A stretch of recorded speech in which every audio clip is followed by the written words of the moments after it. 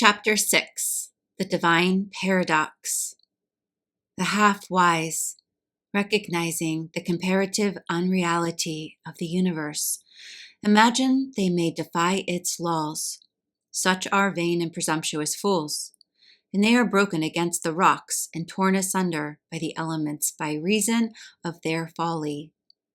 The truly wise, knowing the nature of the universe, use law against laws, the higher against the lower, and by the art of alchemy transmute that which is undesirable into that which is worthy, and thus triumph. Mastery consists not in abnormal dreams, visions, and fantastic imaginings or living, but in using the higher forces against the lower, escaping the pains of the lower planes by vibrating on the higher. Transmutation, not presumptuous denial, is the weapon of the master, the Kybalion. This is the paradox of the universe, resulting from the principle of polarity, which manifests when the all begins to create. Hearken to it, for it points the difference between half-wisdom and wisdom, while to the infinite all, the universe, its laws, its powers, its life, its phenomena, are as things witnessed in the state of meditation or dream. Yet to all that is finite, the universe must be treated as real, and life and action and thought must be based thereupon accordingly, although with an ever understanding of the higher truth, each according to its own plane and laws. Where the all to imagine that the universe were indeed reality, then woe to the universe, for there would be then no escape from lower to higher, divine word. Then would the universe become a fixity, and progress would be impossible. And if man, owing to half-wisdom, acts and lives and thinks of the universe as merely a dream, akin to his own finite dreams, then indeed does it so become for him. And like a sleepwalker, he stumbles ever around and around in a circle, making no progress, and being forced into an awakening at last by his falling, bruised, and bleeding over the natural laws which he ignored. Keep your mind ever on the star, but let your eyes watch over your footsteps, lest you fall into the mire by reason of your upward gaze. Remember the divine paradox, that while the universe is not, still it is. Remember ever the two poles of truth, the absolute and the relative. Beware of half-truths. What Hermeticists know as the law of paradox is an aspect of the principle of polarity. The Hermetic writings are filled with references to the appearance of the paradox in the consideration of the problems of life and being. The teachers are constantly warning their students against the error of omitting the other side of any question, and their warnings are particularly directed to the problems of the absolute and the relative, which perplex all students of philosophy and which cause so many to think and act contrary to what is generally known as common sense. And we caution all students to be sure to grasp the divine paradox of the absolute and relative, lest they become entangled in the mire of the half-truth. With this in view, this particular lesson has been written. Read it carefully. The first thought comes to the thinking man after he realizes the truth that the universe is a mental creation of the all, is that the universe and all it contains is a mere illusion, an unreality, against which idea his instincts revolt.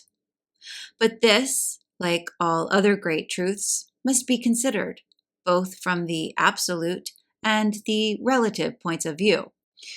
From the absolute viewpoint, of course, the universe is in the nature of an illusion, a dream, a phantasmagoria, as compared to the all in itself.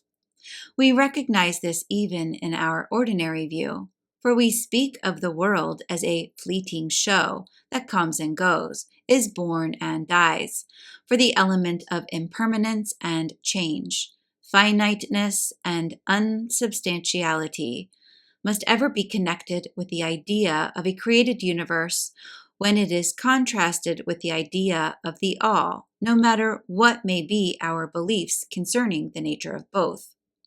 Philosopher, metaphysician, scientist, and theologian all agree upon this idea, and the thought is found in all forms of philosophical thought and religious conceptions, as well as in the theories of the respective schools of metaphysics and theology.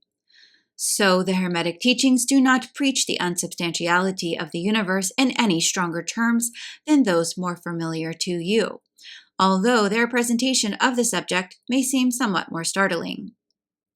Anything that has a beginning and an ending must be, in a sense, unreal and untrue, and the universe comes under the rule in all schools of thought. From the absolute point of view, there is nothing real except the all, no matter what terms we may use in thinking of or discussing the subject. Whether the universe be created of matter or whether it be a mental creation in the mind of the all, it is unsubstantial, non-enduring, a thing of time, space, and change.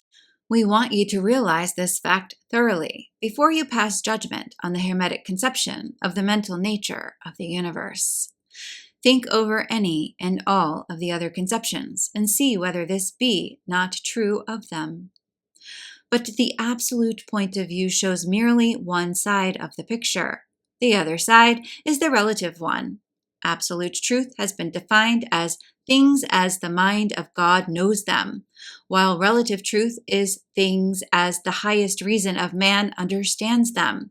And so while to the all the universe must be unreal and illusionary, a mere dream or result of meditation, nevertheless, to the finite minds forming a part of that universe and viewing it through mortal faculties, the universe is very real indeed and must be so considered.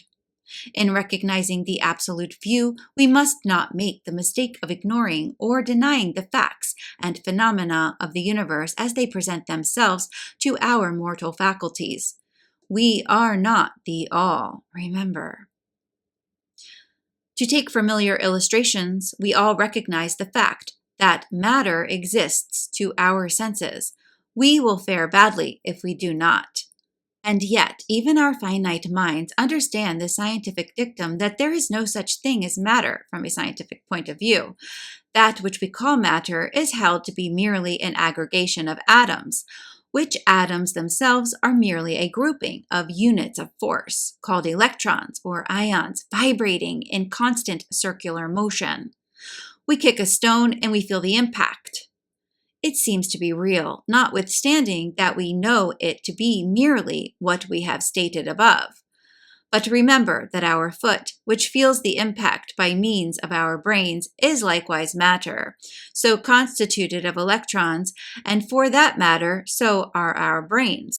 And at the best, if it were not by reason of our mind, we would not know the foot or stone at all. Then again, the ideal of the artist or sculptor, which he is endeavoring to reproduce in stone or on canvas, seems very real to him. So do the characters in the mind of the author or the dramatist, which he seeks to express so that others may recognize them. And if this be true in the case of our finite minds, what must be the degree of reality in the mental images created in the mind of the infinite? Oh, friends, to mortals, this universe of mentality is very real indeed. It is the only one we can ever know, though we rise from plane to plane, higher and higher in it. To know it otherwise, by actual experience, we must be the all itself. It is true that the higher we rise in the scale, the nearer to the mind of the Father we reach. The more apparent becomes the illusory nature of finite things. But not until the all finally withdraws us into itself does the vision actually vanish. So we need not dwell upon the feature of illusion. Rather, let us, recognizing the real nature of the universe, seek to understand its mental laws and endeavor to use them to the best effect in our upward progress through life as we travel from plane to plane of being. The laws of the universe are none the less iron laws because of the mental nature. All except the all are bound by them. What is in the infinite mind of the all is real, in a degree second only to that reality itself, which is vested in the nature of the all. So do not feel insecure or afraid. We are all held firmly in the infinite mind of the all, and there is naught to hurt us or for us to fear. There is no power outside of the all to affect us, so we may rest calm and secure. There is a world of comfort and security in this realization when once attained. Then calm and peaceful do we sleep, rocked in the cradle of the deep, resting safely on the bosom of the ocean of infinite mind, which is the all. In the all, indeed, do we live and move and have our being. Matter is nonetheless matter to us while we dwell on the plane of matter, although we know it to be merely an aggregation of electrons, or particles of force, vibrating rapidly and gyrating around each other in the formation of atoms. The atoms in turn vibrating and gyrating, forming molecules, which later in turn form larger masses of matter. Nor does matter become less matter when we follow the inquiry still further and learn from the Hermetic teachings that the force of which the electrons are but units is merely a manifestation of the mind of the all, and like all else in the universe is purely mental in its nature. While on the plane of matter, we must recognize its phenomena. We may control matter, as all masters of higher or lesser degree do, but we do so by applying the higher forces. We commit a folly when we attempt to deny the existence of matter in the relative aspect. We may deny its mastery over us, and rightly so, but we should not attempt to ignore it in its relative aspect, at least so long as we dwell upon its plane. Nor do the laws of nature become less constant or effective when we know them, likewise, to be merely mental creations. They are in full effect on the various planes. We overcome the lower laws by applying still higher ones, and in this way only. But we cannot escape law or rise above it entirely. Nothing but the all can escape law, and that because the all is law itself, from which all laws emerge. The most advanced masters may acquire the powers usually attributed to the gods of men. And there are countless ranks of being in the great hierarchy of life, whose being and power transcends even that of the highest masters among men to a degree unthinkable by mortals. But even the highest master and the highest being must bow to the law and be as nothing in the eye of the all, so that if even the highest beings, whose powers exceed even those attributed by men to their gods, if even these are bound by and are subservient to law, then imagine the presumption of mortal man, of our race and grade, when he dares to consider the laws of nature as unreal, visionary, and illusory, because he happens to be able to grasp the truth that the laws are mental in nature and simply mental creations of the all. Those laws, which the all intends to be governing laws, are not to be defied or argued away. So as the universe endures, will they endure. For the universe exists by virtue of these laws, which form its framework and which hold it together.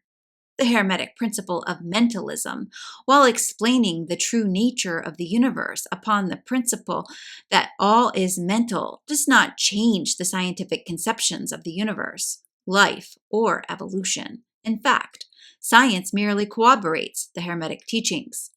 The latter merely teaches that the nature of the universe is mental, while modern science has taught that it is material, or, of late, that it is energy at the last analysis. The Hermetic teachings have no fault to find with Herbert Spencer's basic principle, which postulates the existence of an infinite and eternal energy from which all things proceed. In fact, the Hermetics recognize in Spencer's philosophy the highest outside statement of the workings of the natural laws that have ever been promulgated, and they believe Spencer to have been a reincarnation of an ancient philosopher who dwelt in ancient Egypt thousands of years ago, and who later incarnated as Heraclitus, the Grecian philosopher who lived 500 BC. And they regard his statement of the infinite and eternal energy as directly in line of the Hermetic teachings, always with the addition of their own doctrine that his energy is the energy of the mind of the all. With the master key of the Hermetic philosophy, the student of Spencer will be able to unlock many doors of the inner philosophical conceptions of the great English philosopher, whose work shows the results of the preparation of his previous incarnations.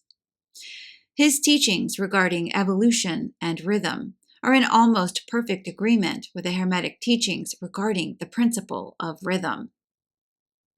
So the student of Hermetics needs not lay aside any of his cherished scientific views regarding the universe. All he is asked to do is to grasp the underlying principle of the all is mind.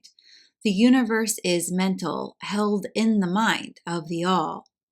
He will find that the other 6 of the 7 principles will fit into his scientific knowledge and will serve to bring out obscure points and to throw light in the dark corners.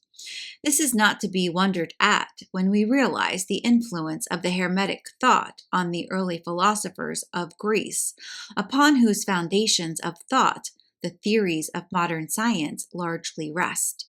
The acceptance of the first Hermetic principle, mentalism, is the only great point of difference between modern science and Hermetic students, and science is gradually moving toward the Hermetic position in its groping in the dark for a way out of the labyrinth into which it has wandered in its search for reality. The purpose of this lesson is to impress upon the minds of our students the fact that, to all intents and purposes, the universe and its laws and its phenomena are just as real as so far as man is concerned, as they would be under the hypothesis of materialism or energism. Under any hypothesis, the universe, in its outer aspect, is changing, ever-flowing, and transitory, and therefore devoid of substantiality and reality. But note, the other pole of the truth, under any of the same hypotheses, we are compelled to act and live as if the fleeting things were real and substantial, with this difference always between the various hypotheses, that under the old views, mental power was ignored as a natural force, while under mentalism it becomes the greatest natural force. And this one difference revolutionizes life to those who understand the principle and its resulting laws and practice. So finally, students all grasp the advantage of mentalism and learn to know, use, and apply the laws resulting therefrom.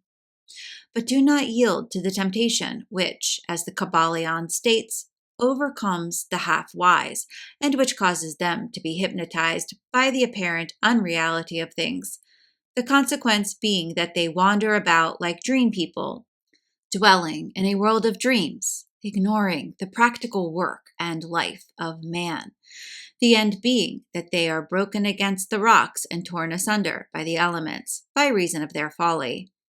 Rather, follow the example of the wise, which the same authority states, use law against laws, the higher against the lower, and by the art of alchemy transmute that which is undesirable into that which is worthy, and thus triumph. Following the authority, let us avoid the half-wisdom, which is folly, which ignores the truth that mastery consists not in abnormal dreams, visions, and fantastic imaginings or living, but in using the higher forces against the lower, escaping the pains of the lower planes by vibrating on the higher. Remember always, student, that transmutation, not presumptuous denial, is the weapon of the master. The above quotations are from the Kybalion and are worthy of being committed to memory by the student. We do not live in a world of dreams, but in a universe which, while relative, is real so far as our lives and actions are concerned. Our business in the universe is not to deny its existence, but to live, using the laws to rise from lower to higher, living on, doing the best that we can under the circumstances arising each day, and living, so far as is possible, to our highest ideals and ideals. The true meaning of life is not known to men on this plane, if indeed to any, but the highest authorities and our own intuitions teach us that we will make no mistake in living up to the best that is in us, so far as is possible, and realizing the universal tendency is the same direction in spite of apparent evidence to the contrary. We are all on the path, and the road leads upward ever, with frequent resting places. Read the messages of the Kybalion and follow the example of the wise, avoiding the mistake of the half-wise, who perish by reason of their folly.